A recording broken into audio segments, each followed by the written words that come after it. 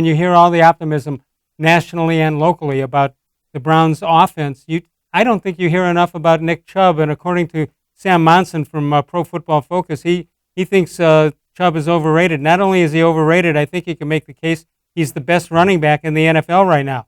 You're never going to hear that from everybody else. That's going to be Christian-McCaffrey, Saquon-Barkley, Ezekiel-Elliott. He's averaging 4 yards per carry after contact. His numbers are insane. If you throw on the tape, it's not coming from nowhere. His tape is nuts. The only thing holding him back from that conversation is the fact the Browns haven't loaded him up in the same level workload with the other running backs. Yeah, but I think that one of the reasons would be that there's an offensive receiver core that needs to have the ball also. Yeah, and through their own inefficiency at times last year, the Browns ended up playing from behind, and certainly when that happens, the running back doesn't get as many opportunities.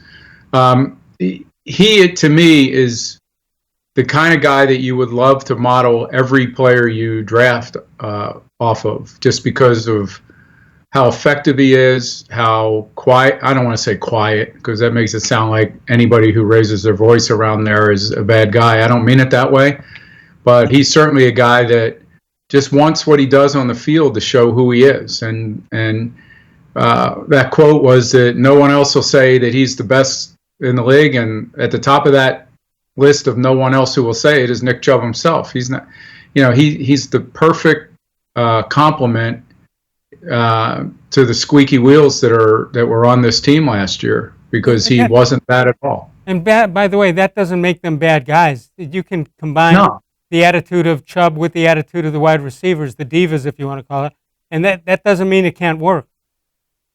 No, right, exactly. And we'll see this year. Landry certainly had a better year than I would have thought he would have, given that Beckham was on the team, because I thought Beckham would just get so many balls thrown his way.